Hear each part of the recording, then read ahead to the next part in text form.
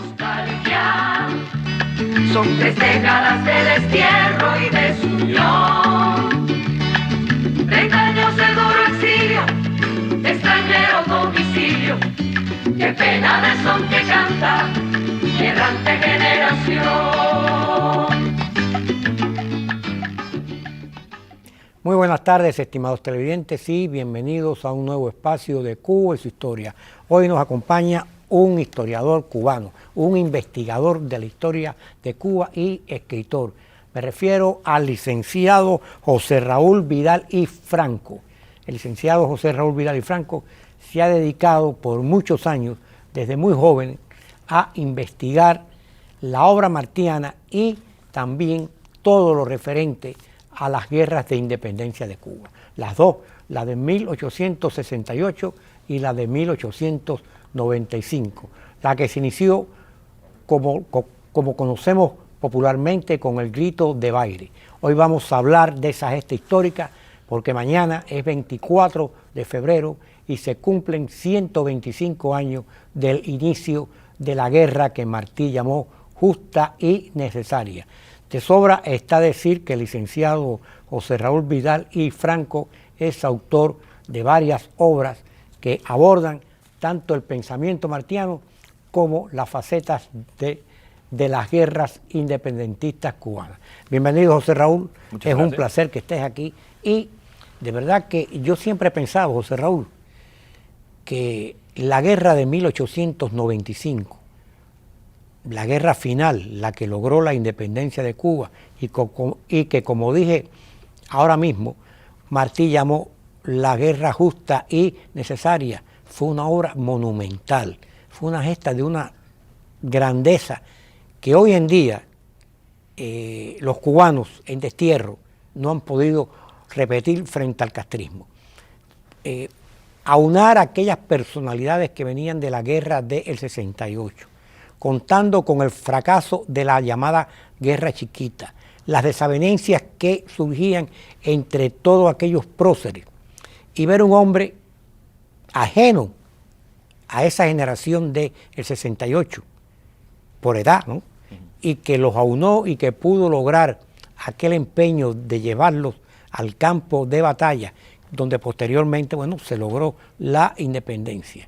Fue una gesta fantástica. No sé si tú tienes ese concepto o... Sí, en efecto, más que una guerra fantástica, yo creo que la previsión martiana, la inteligencia martiana para poder organizar esa guerra fue magnánima, porque se habla así a la luz de la distancia de que armó la guerra, pero esto fue un proceso bien largo, que desde bien temprano, entrado los 90, 1890-91, en que comienza a preparar esta guerra y a unificar o a juntar, más que unir, a estos grandes próceres de la guerra del 68 en la parte militar, por supuesto, para poder llevar a cabo esa guerra, porque sin ellos no iba a poder absolutamente hacerlo. Y bueno, el instrumento rector, que fue el Partido Revolucionario Cubano, yo creo que fue fundamental, fue clave en la organización de esa guerra y que diera el resultado que dio, ¿no? De alzar todo ese pueblo en función de la libertad de Cuba. Yo creo que sí, efectivamente fue algo magnánimo.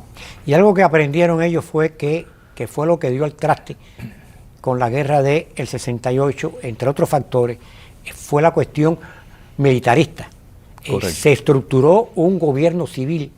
Correcto. Y que con sus altas, sus bajas, funcionó. Sí, las contradicciones estuvieron allí. Y Martí sabía que el único modo de llevar a cabo la gesta que él estaba preparando, coordinando, era a través de un instrumento político que uniera a toda esta gente de alguna manera, ¿no?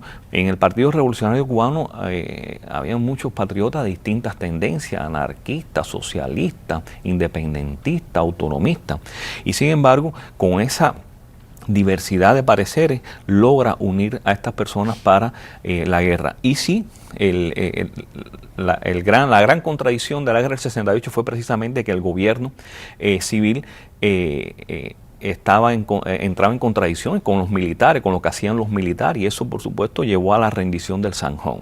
Eso no cabe la menor duda, aparte de los regionalismos y las contradicciones que existían entre los mismos jefes militares de la parte cubana. Regionalismo que superó la guerra del 95 y que tanto Máximo Gómez como Maceo estaban bien claros de que no podían amarrarse a esos regionalismos, ni podían ser víctimas de personas con ese pensamiento. No, en lo absoluto, y creo que la idea esta de llevar el viejo anhelo, ¿no?, de los generales, llevar la guerra a todo el país, de Oriente a Occidente, habla muy bien de esa falta de ese quitar el regionalismo del medio. Yo creo que sí, que en efecto en esta segunda guerra, o esta tercera guerra, digámoslo así, el regionalismo, a pesar de que hubo cierta fuerza en la preparación, o sea, en lo que antes de comenzar la guerra, pues no surtió los efectos que querían los regionalistas, ¿no?, en alguna medida. Y sin embargo, todo parece indicar, o todo indicaba en aquellos momentos, que el alzamiento pues había fracasado, porque en Oriente sí se dio, hubo varios núcleos, pero en las villas el general Carrillo fue apresado en Remedio. Sí. Y en Matanza todos sabemos que fracasó. Para el resto de Cuba, pues fracasó en aquel momento. Sí, el jefe militar nato de acá era Carrillo, pero Carrillo lo ponen preso en el mismo día 23 de... En Remedio. En Remedio lo ponen preso, pero lo cogen prácticamente ahí en el pueblo, en su casa, por una sencilla razón. A pesar de que él había escrito a Juan Gualberto Gómez un telegrama, lo había mandado diciendo Carrillo bien, lo cual asumió el delegado como que Carrillo se iba a incorporar a la lucha. Realmente no fue así, porque Carrillo no creía en el liderazgo martiano, no creía en la dirección de Martí, y decía que él no se iba a incorporar a la guerra hasta que Gómez no estuviera en Cuba. Gómez todavía no estaba en Cuba. De manera que no lo cogen en algunos puntos como se habían quedado algunos conspiradores que habían quedado en verse en algunos puntos de clandestinos, donde los cogieron a muchos de ellos porque la inteligencia española estaba al tanto de todo lo que estaba sucediendo. A él lo cogen justamente en su casa, en el barrio. O sea, ni siquiera lo cogieron saliendo a la manigua, ni mucho menos. ¿Por qué? Porque él no iba a secundar la guerra. Eso está claro. Carrillo, lamentablemente, y después en mayo creo que sale a los Estados Unidos. Lo deportaron los españoles. Estuvo preso y eso. Pero, y bueno, en Occidente no existía ningún jefe militar. Lo que quedaba así de aquella gesta del 68, bueno, pues Julio Sanguilí, su hermano. Julio Sanguilí cayó preso. Cayó preso también, y su hermano tenía el mismo criterio de Carrillo, no creía en la conducción y en la inteligencia y en el liderazgo martiano. Y Manuel García, que había dado mucho dinero para la causa de la insurrección, que era un bandolero, le llamaban el rey de los campos de Cuba posteriormente, cuando pues se alza ya, deja el bandidaje, se alza, muere en circunstancias, ese mismo día muere en circunstancias, es asesinado en circunstancias que nunca se han esclarecido. Sí, es asesinado, y la maleta que llevaba el dinero que Martí le devolvió no apareció nunca. Se dice que... Los vales, tenía los vales del dinero que le había dado. Efectivamente, es lamentable la parte occidental. En Oriente, sí los jefes militares, bueno, pues de alguna manera se organizaron y se alzaron indistintamente, porque déjame decirte, el alzamiento simultáneo no ocurrió. No ocurrió porque era prácticamente imposible. Había muchas disensiones de pareceres en cuanto a la jefatura militar, quién iba a estar en tal y más cual región y cuándo sería el día. Aunque la mayoría de los próceres, o de los que iniciaron la guerra, o los que fueron contactados directamente por Juan Gualberto Gómez, sí, ese día se alzaron. Y en los días posteriores, bueno, pues mucha gente se fue sumando. La simultaneidad nunca se logró. ¿Cómo logró sobrevivir aquel alzamiento que fue tan desconectado, por usar un término, cuando aún ni estaba Máximo Gómez, ni estaba Martí, ni estaba Maceo, ni estaba Flor Combret, ni estaba José Maceo? O sea, ¿cómo logró sobrevivir aquello que fue tan, yo diría, hasta desorganizado en aquel momento? Sí, el asunto es que la inteligencia española no era tonta, tenía fichado a todos y cada una de esta gente, por lo menos en Occidente los metieron presos a todos, los cogieron presos, y en Oriente a algunas personas, en Camagüey también, aunque Camagüey no secundó la guerra, pero yo te diría que cuando reciben la orden de alzamiento, Juan Gualberto Gómez manda una comisión a distintas partes de los complotados en la isla, ¿no?, de los conspiradores, para decirle que, o sea, la orden era muy específica, que había que alzarse no antes de la segunda quincena de febrero, y regresa esa orden de vuelta a Juan Gualberto Gómez con una propuesta que se dice que fue el general Quintín Bandera quien la puso, de comenzarla el 24 de febrero, que era el primer día de carnaval, lo cual era perfecto para los planes. Entonces Juan Gualberto Gómez vuelve a mandar otra comisión con la fecha ya establecida del 24 de febrero a los distintos puntos de la isla, excepto a Camagüey, porque Camagüey ya había dicho que no iba a participar en la guerra. Y efectivamente estas personas, estos patriotas de Oriente, pues cogen la orden. Pero hay una cosa, el día 23 de febrero, el general, el capitán general, Emilio Calleja, ya dicta un bando quitando las garantías constitucionales y uniendo la autoridad civil y militar en función de apresar a todos los que estuvieran complotados, porque la situación en la isla en muchísimos puntos se había ido de frecuencia, se había ido de las manos, del control de las autoridades españolas según los informes del espionaje. Y entonces, por eso es que ponen preso a muchísima gente acá en Occidente, o sea, fue muy rápido, y en Oriente también, lo que no como había sucedido en la parte central y occidental del país. En Camagüey también pusieron preso a algunas personas. Pero ya te digo, hay muchos detalles a tener en cuenta a la hora de analizar este tema del 24 de febrero, que dicho sea de paso, lo circunscriben a Baire y se habla del grito de Baire, el famoso, el rancio grito ese español que hemos heredado, ¿no?, en nuestra cultura. En Baire no hubo tal grito, aunque hay historiadores, te digo sinceramente, creo que fue Ibarra donde no, se dio es que la mayor... mira, cuando se circunscribe este evento histórico a un lugar que no existe ni antes, ni durante, ni después del 24 de febrero, ningún documento donde diga que el levantamiento iba a ser en un lugar específico. Porque eso sería desconocer la obra y la coordinación de Martiana durante tantos años, que fue el que coordinó y preparó esta guerra. La orden era levantarse con la mayor simultaneidad posible, nunca antes de la segunda quincena de febrero. Eso, número uno. Y en el segundo artículo dice la orden de alzamiento que se considera peligroso y bajo ningún criterio recomendable que se alce Oriente sin los mayores preparativos en Camagüey y Las Villas, fundamentalmente.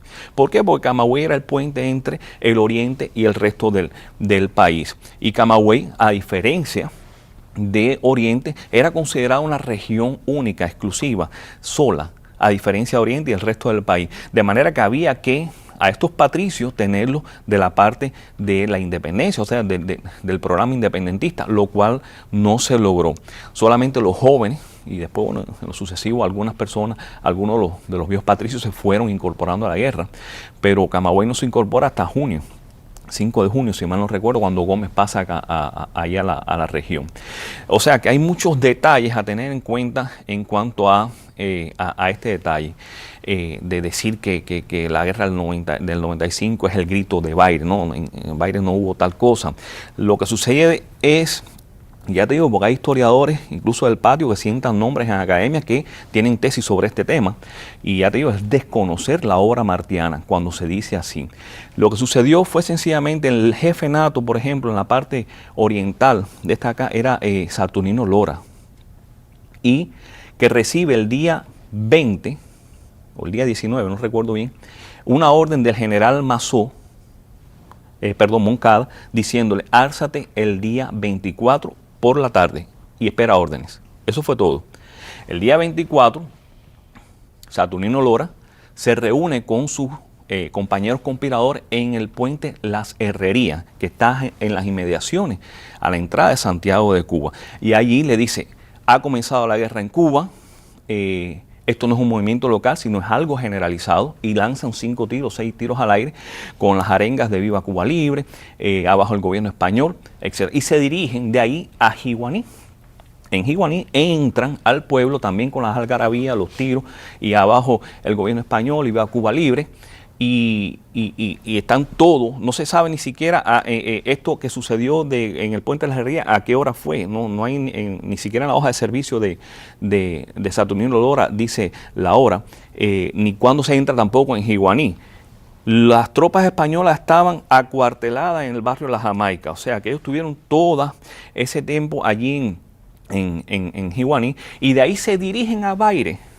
Ahí se dirigen a Baire, que es cuando están toda la confrontación aquella con las tropas españolas, etcétera, etcétera. Pero realmente no se puede decir que Grito de Baire para circunscribir esta fecha histórica, esta magnánima fecha histórica del levantamiento por la independencia a un sitio específico que no existe en ninguna parte de la historia nuestra ni en ningún documento.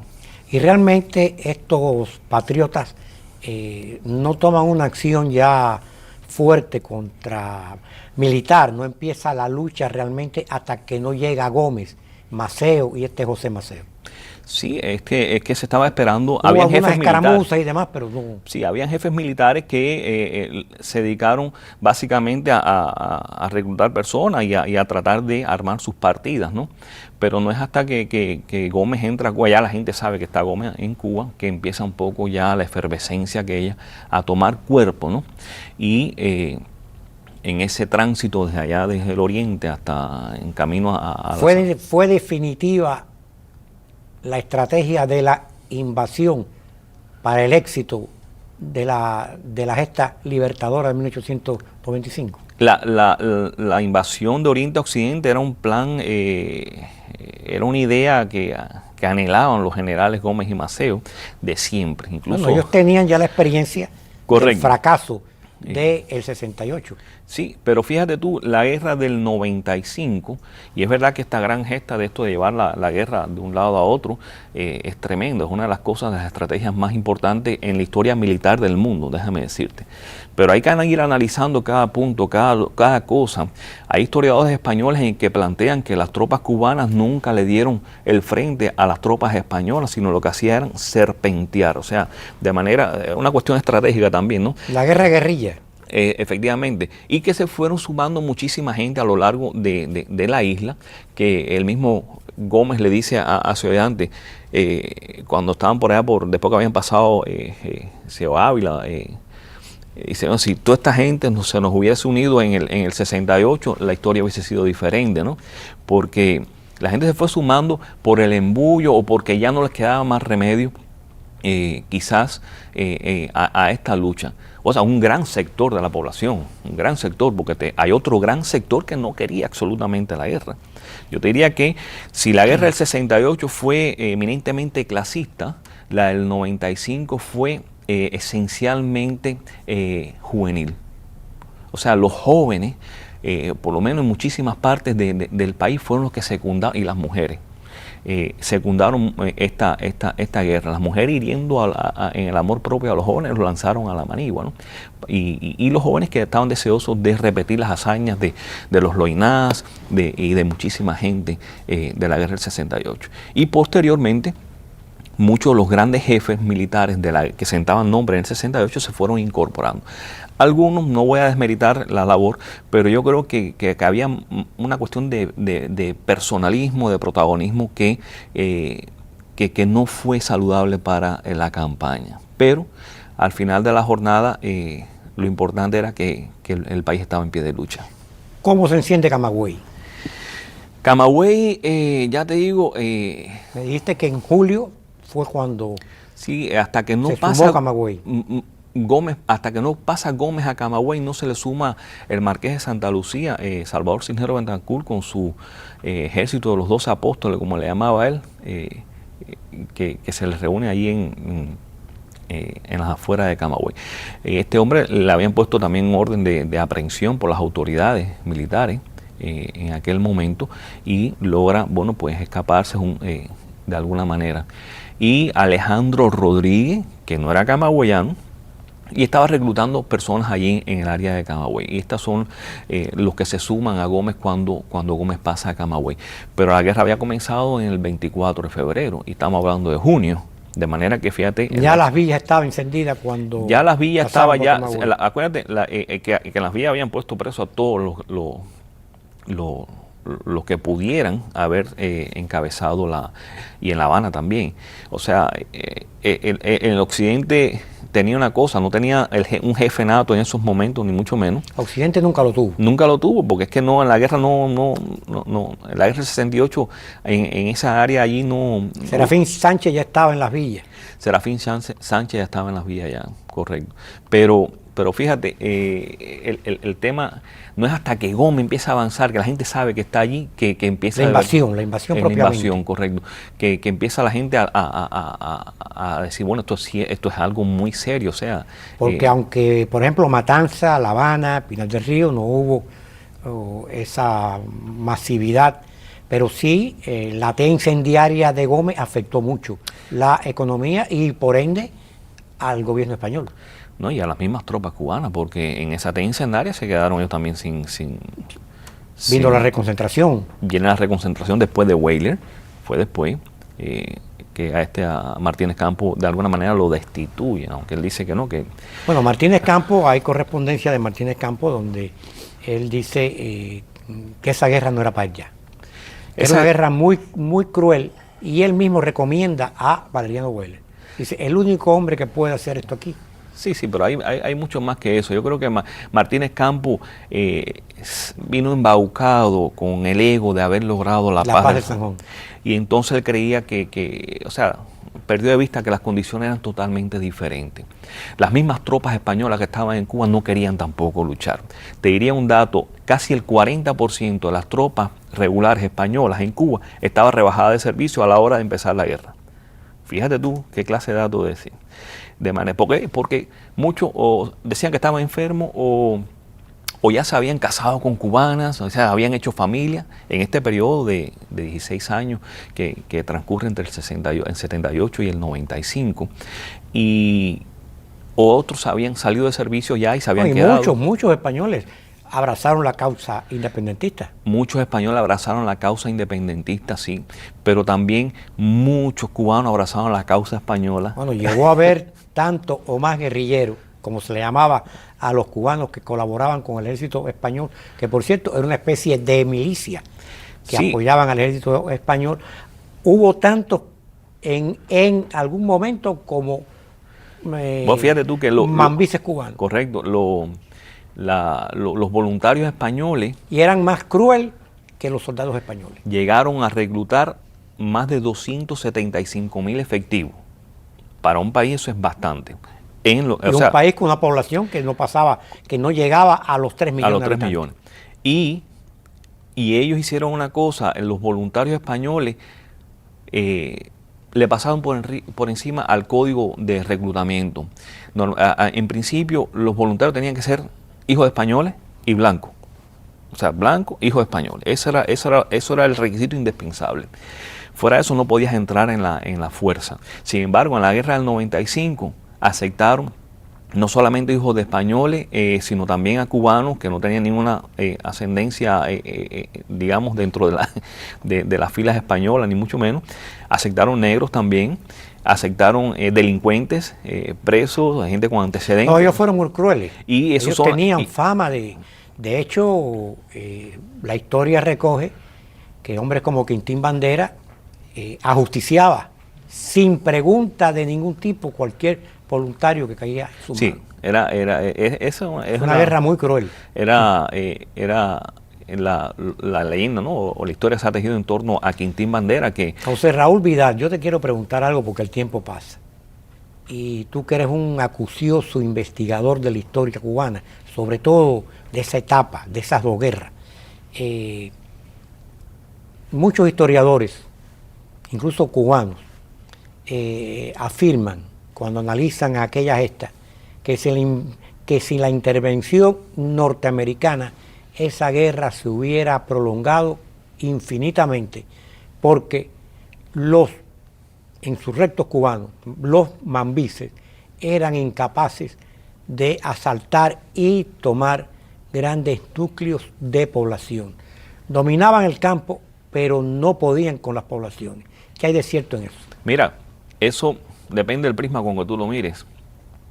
Es verdad, ya había muerto Maceo, ya, o sea, estaba descabezado y los españoles habían instaurado un gobierno autonomista. Un gobierno autonomista. Después que relevaron a Valeriano Weyler. Correcto, pero fíjate tú, el autonomismo no, la gente no creía en el autonomismo, porque si bien el autonomismo quería deshacerse de España, no proponía ningún plan, ninguna tarea, ninguna estrategia para acabar con los problemas de Cuba. O sea, ya el autonomismo estaba en franca decadencia en aquel momento. Pero fíjate, los norteamericanos intentaron 3 desembarcos en Cuba y no pudieron. Si no es Calixto García el que le abre la cabeza de playa, no pueden desembarcar jamás. O sea que hay que ver también cómo es que se van mirando estas cosas a la luz de la distancia y yendo a los textos y a los testimonios de la época. No fue tan así. O sea, es verdad que no existía un liderazgo a nivel, digamos, nacional. La lucha se hubiese podido prolongar, pero hubiese podido acabar, no se sabe de qué manera, si a través de una rendición o si de verdad era el triunfo de las armas cubanas. Porque España estaba agotada. Sí, pero España puso 300.000 efectivos en la isla. O sea, esto no creo hasta qué punto eso pudiera haberse prolongado tanto.